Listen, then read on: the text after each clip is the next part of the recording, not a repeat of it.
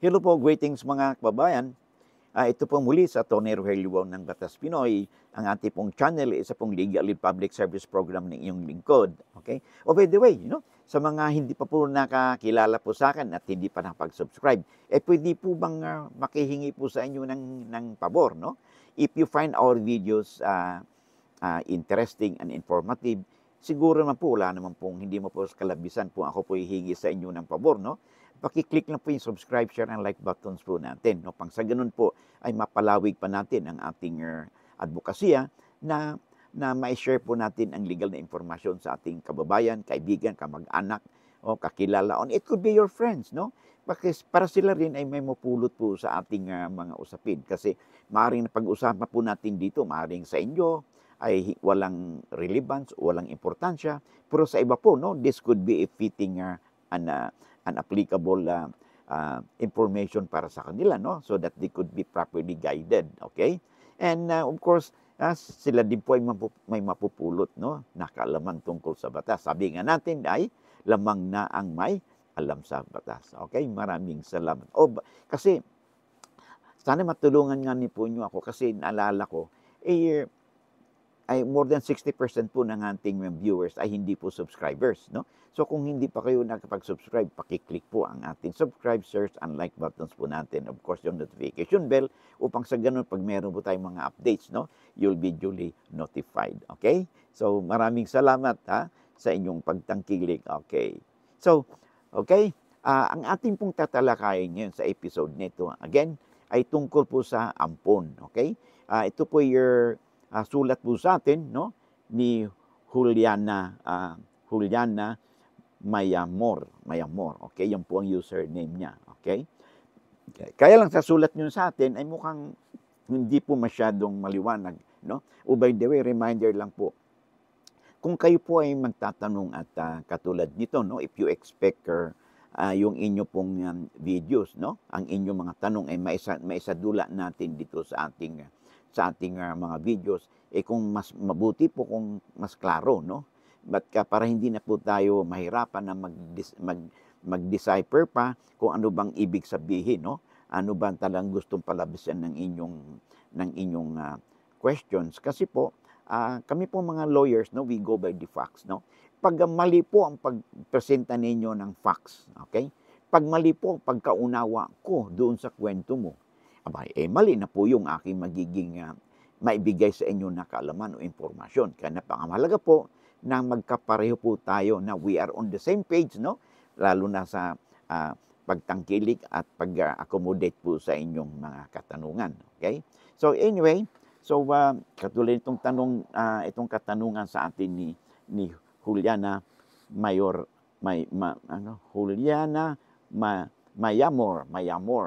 Boradi. Okay. Sabi niya, "Hi attorney, pwede pong patulong."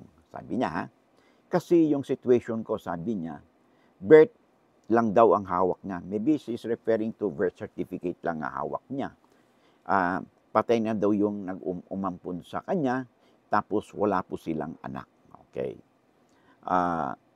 Sabi niya, ako lang po ang inampun nila. Ngayon po, may lupa po si Papa. Okay. So, sabi niya, may pag-asa po ba ako makakuha sa lupa ni Papa? Okay. Yun po ang katanungan niya. Okay?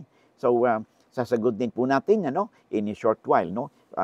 If you will bear with me, pwede po bang paki-screenshot po yung ating nakikita sa screen, no? Ito po, ipopromote lang po natin yung libro po natin, no? Ito po ay yung mga sinulat po na libro ng inyong lingkod, puro po ito mga hardbound, no? So, I highly recommend na magkaroon po kayo itong legal handbook po, no?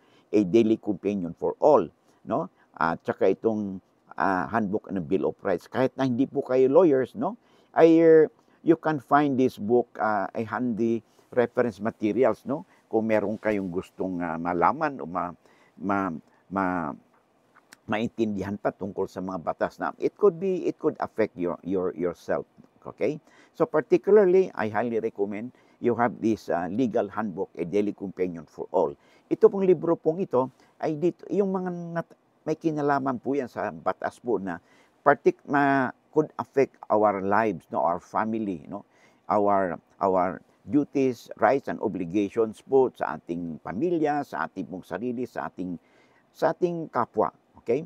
May kinalaman po dito, nandito po ang extract, no, na mabatas tungkol sa family law, family relations po natin, pagdating sa marriage, pagdating po sa rights ng isang anak bilang legitimate or illegitimate child, okay? At nandyan po ang pagtungkol po sa ating mana, pagpatitulo ng lupa, pagbenta ng lupa, okay? Pagpaupahan, all these things, no? Pagdating sa ating trabaho, ay mga yung pang batas po na may kinalaman sa pang-araw-araw po nating buhay, ay nandito po mga extract po ng batas na yan. At karamihan po na napag-usapan po natin dito sa ating programa, no, ay nandito po yan sa legal handbook. Kasi kung natatandaan, kung inyo po mapapansin, halos po lahat ng mga katanungan, no, dito sa ating channel, no, ay may kinalaman po sa lupa, sa mana, okay? Pagdating po sa hiwalayan, karapatan ng first family, second family, partihan ng mana, pagpatitulo, no, all these things, no? And basically, nandyan po, no? Ang extract po niyan ng batas na ating napag-usapan ay makikita po ninyo sa legal handbook, a daily companion for all. Kaya kahit need po kayo lawyer, you can find this book a handy reference materials. Okay? And also, ito pong ating handbook on the Bill of Rights. Ito pong handbook on the Bill of Rights ay may kinalaman po ito sa ating karapatan, no, sa ilalim po ng ating saligang batas. Kasi po, pag ang ating pong estado, pag nag-exercise po yan ng kanilang inherent powers, no, as a state, no, particularly pagdating na po sa the power of eminent domain, na kung saan yung ating properties, no, could be expropriated by the government for public use and purpose. Yan.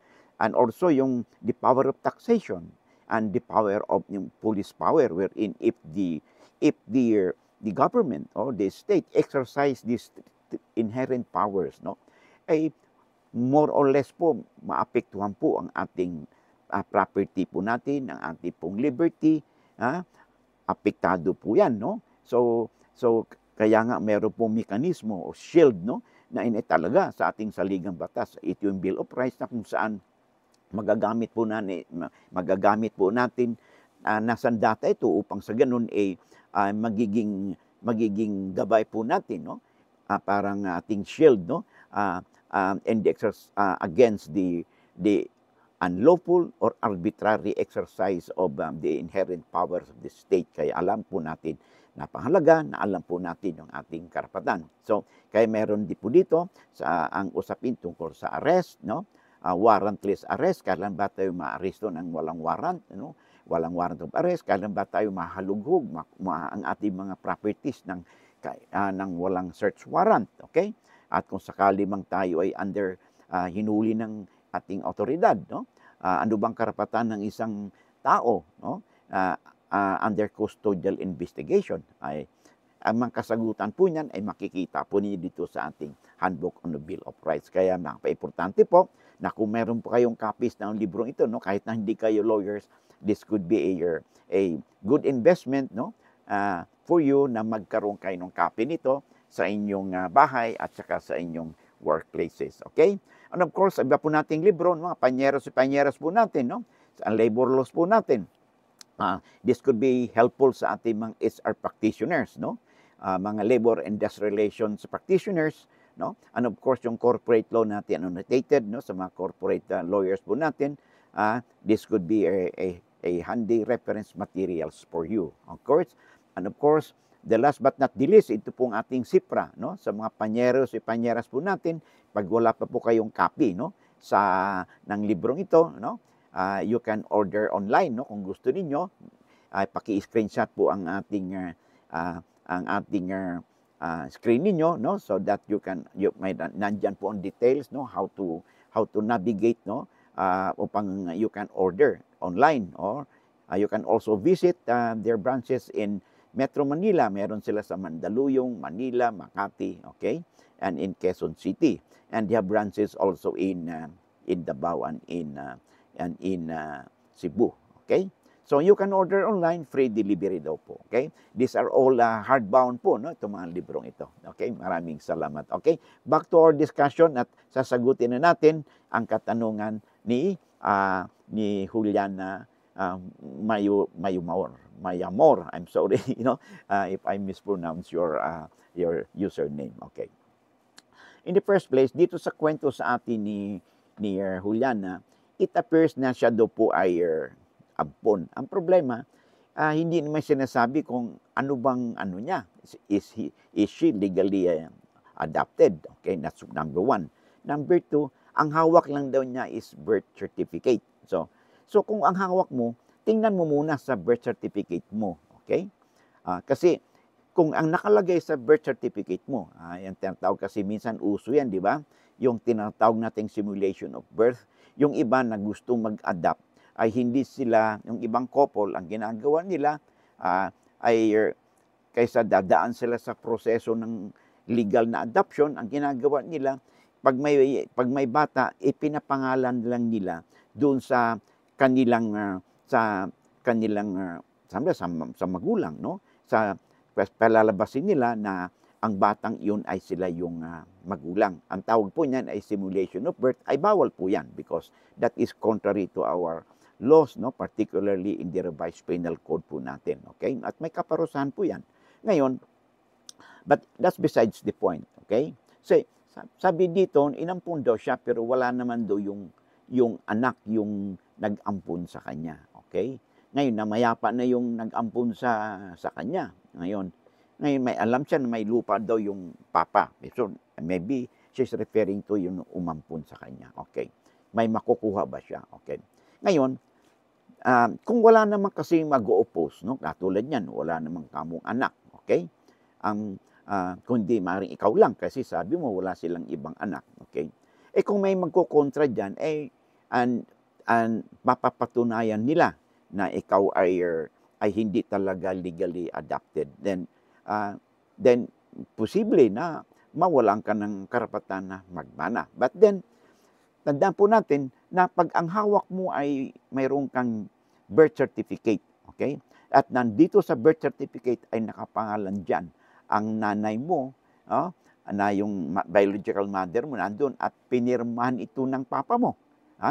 So that means yung birth certificate na yan is entitled the presumption of regularity or validity, okay? So kahit nasabihin natin ay simulation of birth yan, but that's another issue. Patunayan nung nag-akusa na hindi na simulated birth yan. So, kung wala naman nakukontra, there's always that presumption of regularity and validity of that documents. So, on the basis of that documents na mayroon ka na birth certificate, nakalagay doon na ang tatay mo is yung papa mo nga, nakapirma siya doon, okay? At ang nanay mo, ganun din, supposedly your biological parents, okay?